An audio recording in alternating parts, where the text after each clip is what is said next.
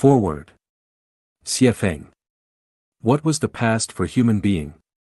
What will be the limit point for mankind in the future? Will the intelligence of human be able to stop the asteroid's impact on Earth? If these questions cannot be answered, then we should turn ourselves to the greatest creator. Chapter 25 of Tao Te Ching begins with, "There was something formless yet complete. It existed before heaven and earth." The Bible makes its purpose clear from the very beginning.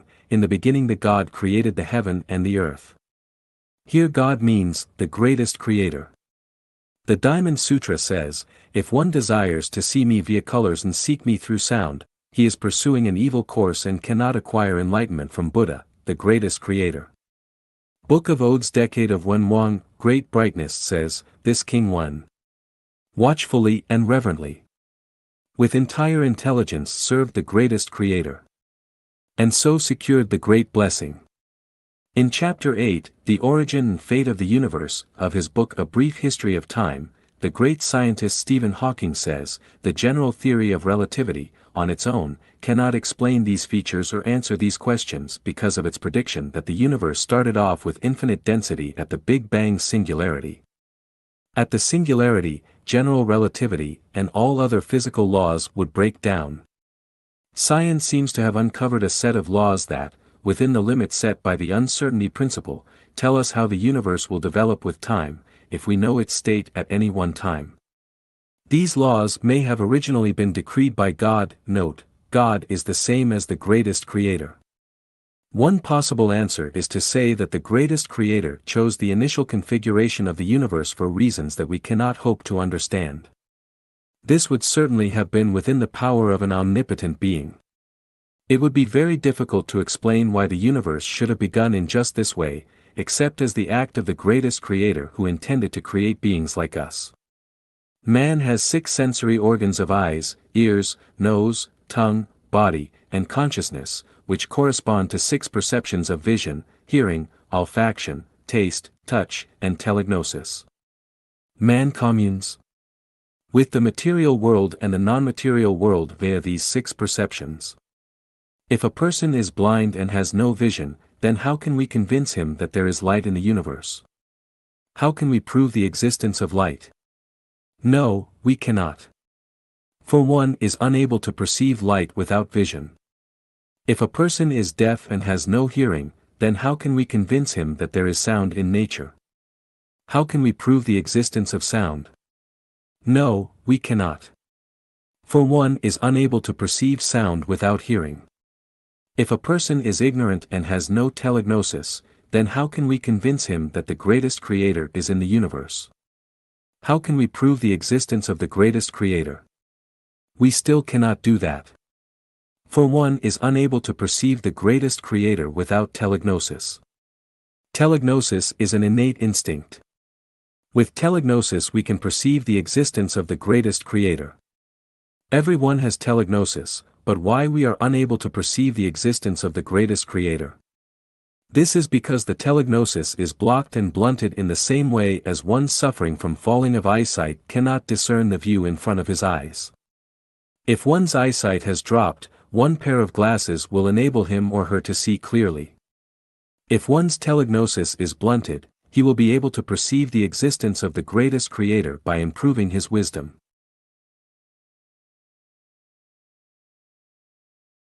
Foreword. Xiefeng. Someone wants to deny the existence of the greatest creator with a case of antinomy. Can the greatest creator create a rock that he cannot lift? This question puts us in a dilemma. If we say no, we have completely denied the greatest creator.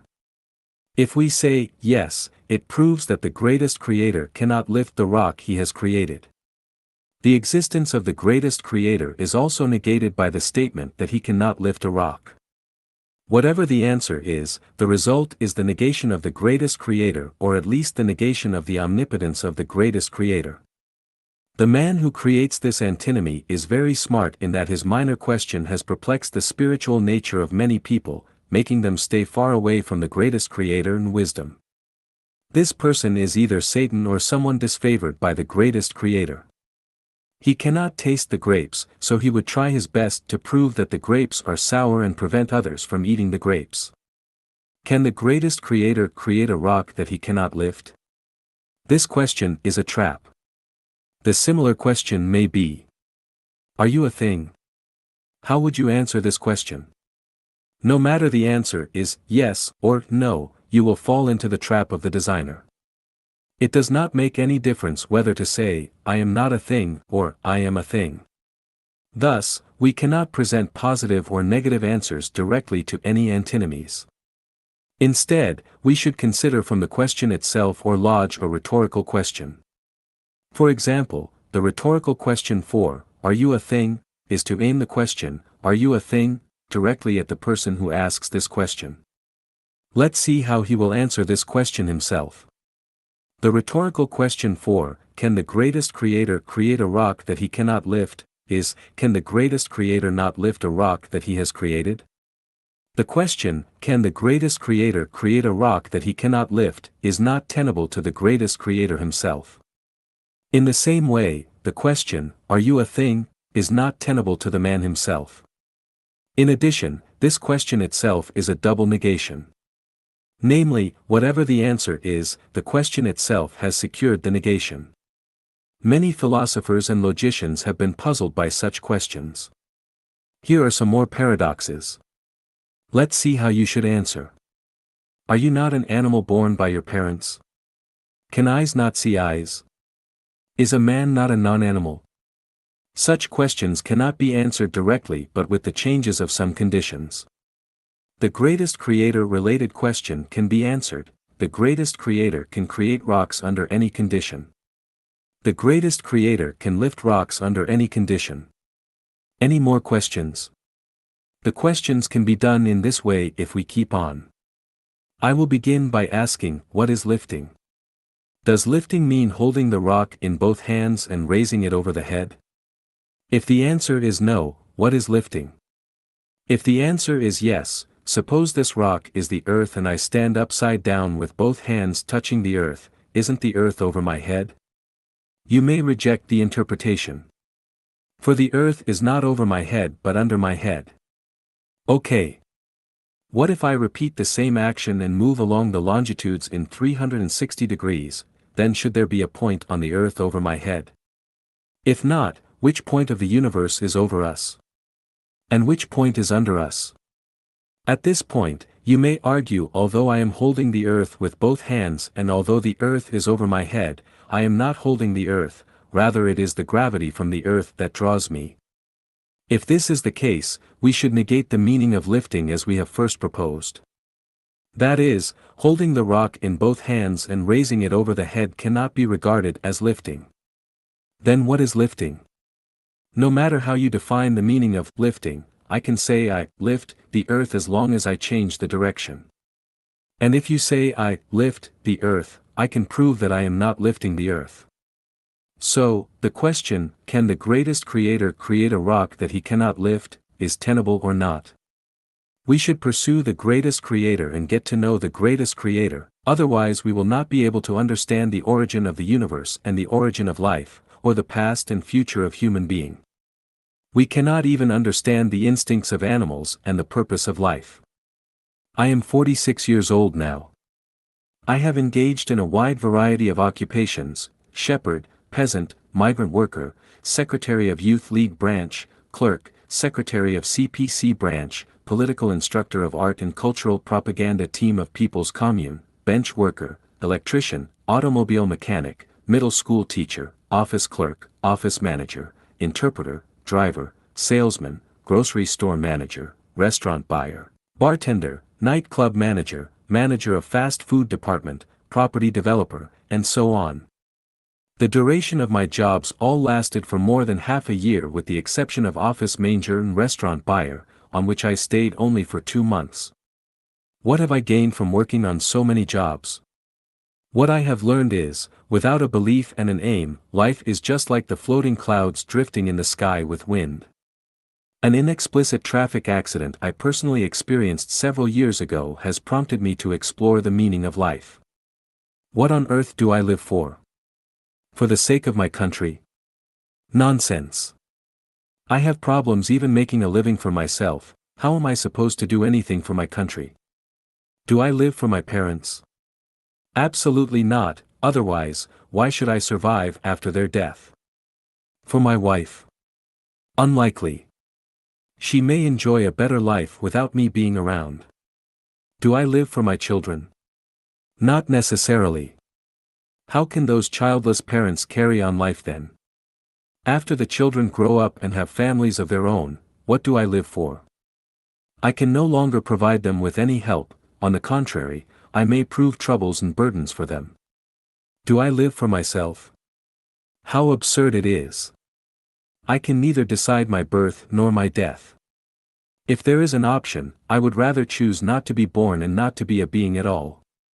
Then who brought me to this world? Is it because of the accidental union of my parents that I came into being? Definitely not. The universe is governed by laws. Everything has its causes and effects. Nothing exists purposelessly and accidentally. Everything exists for a particular purpose. Then what is the purpose of my existence? This obscure and confused way of living is beyond my endurance. I would rather die than to live without a clear understanding of myself and the world around. If I have no idea where I came from, then I should at least know where I am heading. Otherwise, it would be a great pity if someday I suddenly get killed in a traffic accident. Can I live a life with understanding if I am wealthy? It seems that there is no single millionaire in the world who has solved the problem of the purpose of living. By the time you have a lot of money, perhaps you don't have much energy and time left. You may have died before you know why you have lived. Besides, money does not come the way as you wish. Otherwise, anyone can be a billionaire. Having power will make one understand the meanings of life. I doubt. There have been many emperors and kings appeared on the stage of human history. Did they really understand the purpose of life? Was there any one of them left us with book on life? How about being a scientist? Great as Newton, Einstein, and Stephen Hawking are, they still wondered the origin of the universe, the origin of human being, and the origin of life. Would I be any better than them if I become a scientist? Moreover, just as I cannot become a singer because I am not born with the gift of a singer, I cannot be a scientist either. To be a scientist for me is something beyond my wildest dream. Will it be possible for me to understand the meaning of life if I seek to become some kind of expert? I am afraid not. Let's take archaeologists and anthropologists for example. One day they would say that mankind originated from Europe, another day that mankind originated from Asia, still another day they would claim that mankind's ancestor lived in Africa. To affirm the place of origin of mankind simply by a few pieces of fossils is far from reliable. It is likely to say that we would be originated from the Antarctica if some more human fossils are excavated from somewhere someday. How about reading the Bible? Can it be a way to understand the meanings of life? Maybe I was born foolish. I have read the Bible for years, yet I have not been enlightened so far. Where is the kingdom of the greatest Creator? It has been there already or it will emerge in the future. Where would it be if it will emerge in the future? By future, do we mean a millennium, 10 millennia, or 100 million years? My life only spans scores of years. Is there such a thing as the resurrection of flesh and body? How can resurrection be realized? There is no doubt that Jesus is a God, the problem is whether there are any other gods that above Jesus? Why would Jesus undergo suffering if he is free from the control of other gods? Why almost all his disciples died an unnatural death? Is it possible for a God to lose control of his own fate? As a God, why couldn't he protect even his own disciples? Why should they suffer for the blessing of otherworldly life? So I rely on Buddhism to guide me. Buddhism preaches the previous life and the eternity, lifetime after lifetime, retributive justice, and karma. This makes sense. But how on earth does karma transform? How should a person behave to acquire eternity? Where is the Pure Land? And what does it look like? I have only read a few of the great many Buddhist sutras, so it is not for me to jump to a hasty conclusion. Since Buddhism has existed for more than 2,000 years, it should be able to interpret the meaning of life, but it failed as well. If life is but a process of suffering, why does the greatest creator create so many wonderful things for people to enjoy? If the purpose of life is to attain Buddhahood, then what is Buddhahood? How can we attain Buddhahood? What is the probability of attaining Buddhahood? If only 2 to 3 out of the 1,000 people who practice Buddhism succeed, then the rest would feel quite unwillingly to sacrifice the worldly pleasure. Money, power and status, and scientists and other experts, Christianity and Buddhism each may have its own arguments. But none of them can explain clearly the meaning of life. And for us mortals, we even have a hard time scraping up for daily existence. How can we have time to pore over the learning of sociology, natural science, and religion? Is there a shortcut? Is it possible for us to seek the greatest creator directly, bypassing gods, Buddha and the knowledge accumulated by mankind, because only the greatest creator knows all and only the greatest creator has the ultimate power of decision? Where can we find the greatest creator? Read wordless book, read heaven, read world, read people, read things. Luckily, I have undertaken more than 20 different jobs, and have experienced many hardships of life. In addition, after graduation from senior middle school I went further study for another 3 times. And I have stayed in the countryside, in small towns, and big cities. As a result, I can string up different phenomena and events for chain reflection. Nevertheless, I am still confused. So what could be the obstacle? I was greatly enlightened when I incidentally browsed the Quran, which says, "The masses of deities and mankind, don't hesitate to escape from domain of heaven and earth if you can. But it would not be possible for you to escape without the help of authority." Yes, how can I escape from the domain of heaven and earth without the power and help of authority, the greatest creator? How can I get the support of the greatest creator? By telegnosis, man is a part of the universe. Man can correspond with universe. The brain can immediately sense the sting on the toe. So if I send a fax of thought to the greatest creator, he will surely know my appeal. Indeed, the picture of the birth of the universe, the origin of life, the origin of mankind, and the 36-dimension space began to appear in my mind. The subject of fate is thus revealed naturally. Only at this time did I learn the greatest creator, Jesus, Sakyamuni, Lao Tzu, as well as mankind, universe, time, space, energy and matter, body and soul, the nature of life, and the meaning of life. I came to know God by telegnosis, which could only be sensed nor told.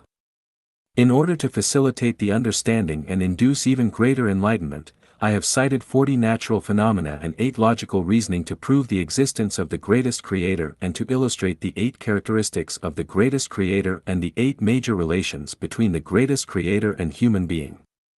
Whether you can sense the existence of God completely relies on your telegnosis and wisdom.